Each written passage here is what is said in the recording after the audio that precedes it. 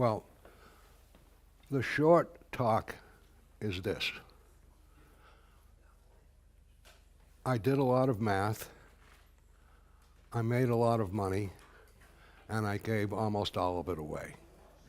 That's the story of my life. Now, it's a good story, but it's short.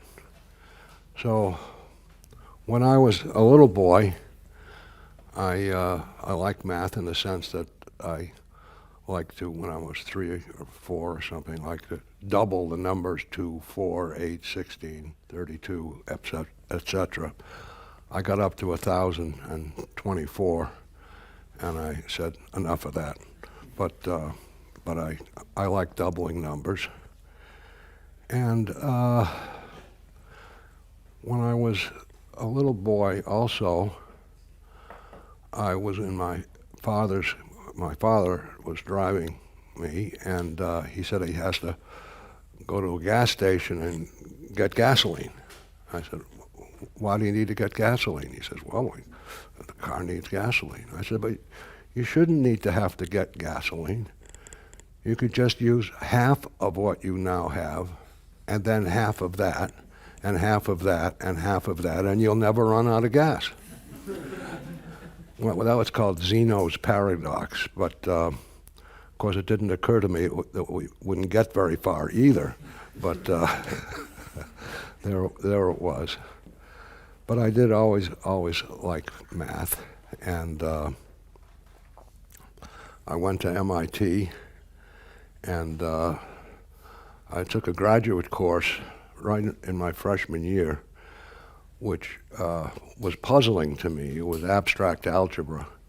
But during this summer, I figured it all out. I got a book, I figured it all out, and then took a lot of math courses at MIT. Well,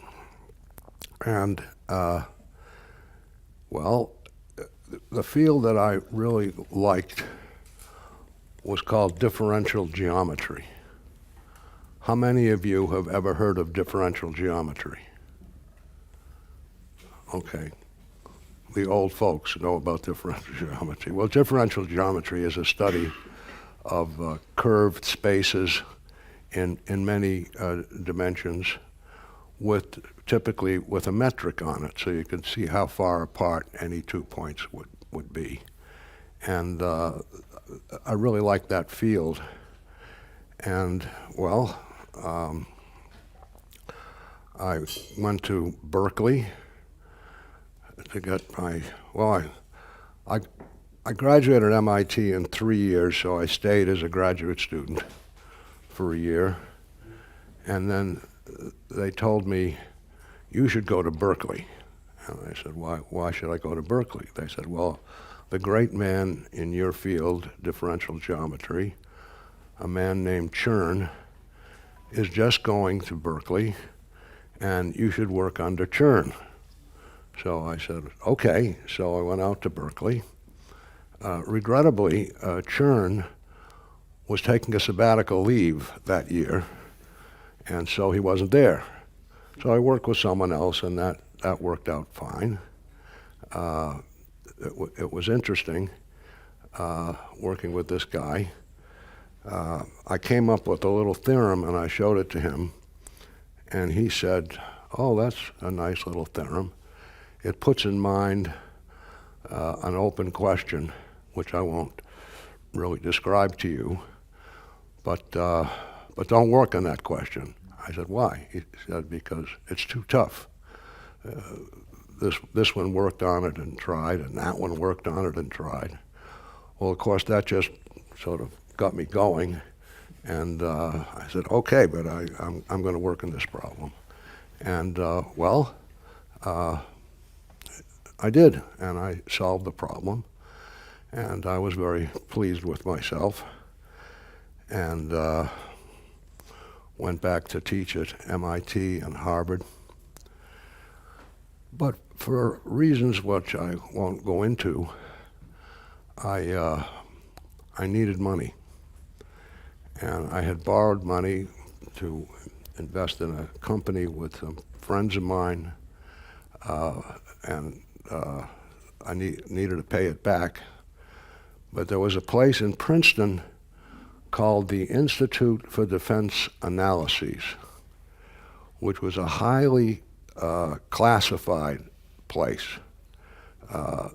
under the aegis of the government, the Defense Department. And what we're supposed to do is break Russian codes. Well, that was an interesting challenge. I liked the work. They told us you could do your own mathematics up to half your time, but the other half you had to do, this code cracking business. And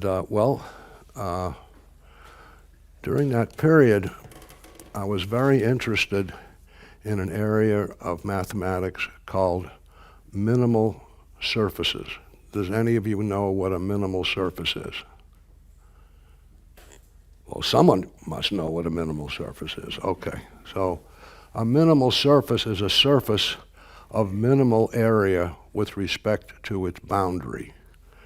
So imagine taking a wire frame, just any closed frame, dip it in soap suds, and then take it out, and there'll be a film that is bounded by this thing, and that film, that soap film, has less area than any other surface with that boundary.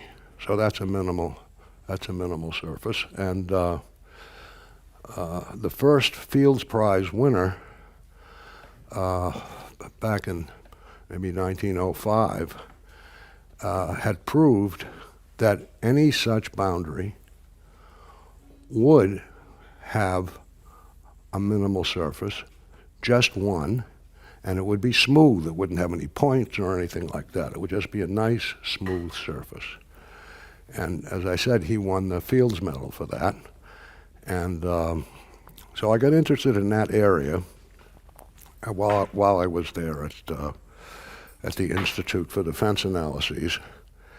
So in my spare time, which was quite a lot, I worked on that problem because in higher dimensions, it was an open problem. Someone had done it in one dimension higher, so that would be a three-dimensional surface with a two-dimensional boundary in four-dimensional space.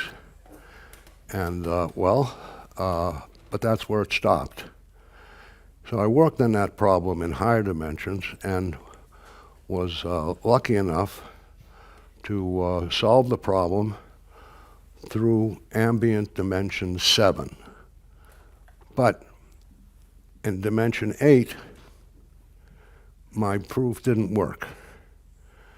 And I constructed what I thought was a counterexample. A counterexample is something that you think you've proved a theorem, but someone comes along with an example that shows you didn't prove that theorem because this is a counterexample. So I found what I thought was a counterexample. I couldn't prove it, but a couple of years, and the paper got published. It was a pretty good paper, actually. And but a few years later, a couple of mathematicians, one of whom was named Bombieri, and showed that my counterexample was really a counterexample. So that killed the problem altogether. Well, at a certain point, I came to Stony Brook University. I was 30 years old, to be the chair of their math department, which was not a very strong department. And I was pretty young to be the chairman, but I thought it would be fun. And I had a lot of money to work with because the governor at the time was a guy named Rockefeller. Now, I think everyone has probably heard of the name Rockefeller, but has anyone not heard of the name Rockefeller? Okay, most of you have heard of Rockefeller. Rockefeller loved the State University and was pouring money on it, so I had a lot of money to work with, and hired some terrific people. But at the same time, in that time frame, I started to get interested in another area of math. And I worked on that area and came up with something really quite beautiful in 3 dimensions. It was a function, I can't really describe it, but it lived in 3 dimensions, closed 3-dimensional spaces. And I was quite pleased. I showed it to Chern. I showed it. I sent it by the mail, because in those days there was no email. And Chern said, well, you've done this in 3 dimensions, but it should work in all dimensions. I was very dubious, but I said, okay, let's work together and see. And he was right. It would work in all dimensions. And I was very pleased. We published the paper. And about 5 years later, a physicist named Witten saw this paper and thought, and he was right, it could apply to physics. And then some other physicists saw how it could apply to physics. I didn't know any physics at all. Chern might have known something, but it never occurred to him that it would apply to physics. And remarkably, so you never know where something will go. You think you're doing math and you're actually doing physics, or maybe, or whatever. So today, that is called Chern-Simons theory. It's all over the place in physics. On average, every day, 4 papers in physics reference this Chern-Simons theory. So I can't take any credit for it at all, but there it was, and of course, I'm quite pleased about it, but I can't say that, oh, I invented this for physics. Well, shortly after that, I started to get interested in the world of investments. I had come into a very small amount of money, but it was enough to start investing. And one thing led to another. I started hiring people, and we made what was called a hedge fund, and it was remarkably successful. It's still going. I'm not with it anymore, but I made a tremendous amount of money from this hedge fund. Now, my lovely wife, Marilyn, said, let's give some of it away. So I said, okay, fine. So we gave some charity. And then she said, well, why don't we start a foundation? And okay, start a foundation. She started a foundation. I put money into it.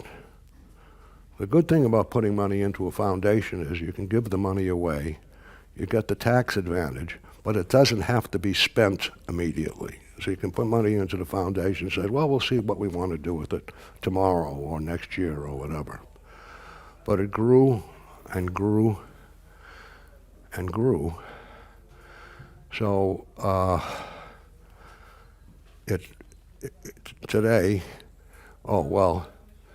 we decided to focus on science with our foundation.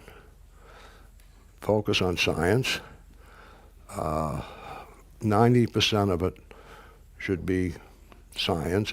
60 of that should be basic science, and 30 of that could be translational science, and 10% could be education and outreach and things like that.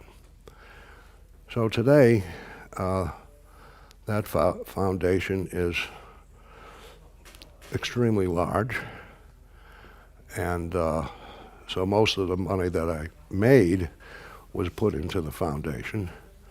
So I'm not so rich as I was before, but rich enough. And we had this wonderful foundation, and running it most of the time was my wonderful wife. Any questions?